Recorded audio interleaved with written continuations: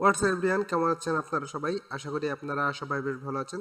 তো আজকে চলে আসলাম সি প্রোগ্রামিং রিলেটেড আরও একটি ভিডিও নিয়ে, এবং আজকেও কিন্তু আমরা স্ট্রিংয়ের উপরে একটি অপারেশন করতে যাচ্ছি,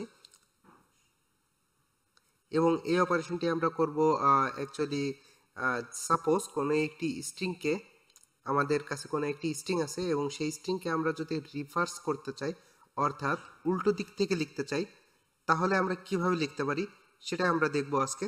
তো সাপোজ আমি এখানে একটি স্ট্রিং আমি ডিক্লেয়ার করে রাখছি। সাপোজ এই যে স্ট্রিং রহিম, এই স্ট্রিংকে আমি ডিক্লেয়ার করে রাখছি এ নামক একটি ভেরিয়েবলের ভিতরে। তো এখন আমি কি করব, এখন আমি এই যে এই স্ট্রিংটাকে আমি কি করব, রিভার্স করব। তো তার জন্য আমাকে কি করতে হবে, তার জন্য আমাকে একটি লাইব্রেরি ফাংশন ইউজ করতে হবে, যে ফাংশনটির নাম হলো strrev, অর্থাৎ স্ট্রিং রিভার্স। এবং আমি কাকে রিভার্স করতে যাচ্ছি, আমি এ কে রিভার্স করতে যাচ্ছি। আচ্ছা, তো এখন আমি কি করব, এখন আমি দিয়ে দিব যে দ্য রিভার্স স্ট্রিং ইজ, অবশ্যই পার্সেন্টেজ এস ইউজ করতে হবে বিকজ এটি একটি স্ট্রিং, এবং আমি কাকে প্রিন্ট করতে যাচ্ছি, আমি এ কে প্রিন্ট করতে যাচ্ছি, রাইট? আচ্ছা, তো আমি এখানে সাপোজ সিম্পলি এই প্রোগ্রামটি একটু রান করব, এবং দেখতে পাচ্ছেন যে আমাদের এই স্ট্রিংটি রিভার্সড হয়ে গেছে, রাইট? যেখানে আর প্রথমে ছিল, দেখতে পাচ্ছেন আর একেবারে লাস্টে চলে গেছে, এবং এ ছিল দ্বিতীয় পজিশনে, এবং ফার্স্টের থেকে দ্বিতীয় পজিশনে। তো এ চলে গেছে লাস্টের থেকে দ্বিতীয় পজিশনে, রাইট? তো এভাবেই কিন্তু স্ট্রিংটি রিভার্স হয়ে গেছে, রাইট?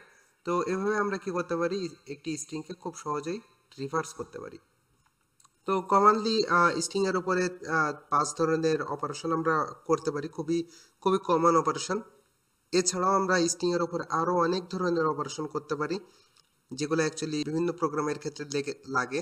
শুধু সি প্রোগ্রামিং এর জন্য না, বরঞ্চ জাভা বা অন্যান্য প্রোগ্রামিং এর ক্ষেত্রেও কিন্তু এই ধরনের ফাংশনগুলো খুবই দরকার পড়ে। তো যাই হোক, আজকের এই ভিডিওটি অ্যাকচুয়ালি এ পর্যন্তই, এবং সেই সাথে স্ট্রিং এর উপরে যে 5টি অপারেশন ছিল, সে 5 অর্থাৎ কমন অপারেশন, সেই কমন অপারেশন আজকেই শেষ হয়ে গেল। তো যদি আপনারা বাকি অপারেশনগুলো না দেখে থাকেন, তাহলে প্লিজ আমার আগের ভিডিওগুলো একটু চেক করবেন, এবং অবশ্যই সিকোয়েন্স মেনটেন করে আপনারা দেখার চেষ্টা করবেন, যাতে করে আপনারা খুবই সহজেই প্রোগ্রামগুলো বুঝতে পারেন। তো যাই হোক, আজকের ভিডিওটি অ্যাকচুয়ালি এই পর্যন্তই। ভিডিওটি যদি ভালো লেগে থাকে, please like, share and subscribe to my channel. So thank you everyone, have a good day.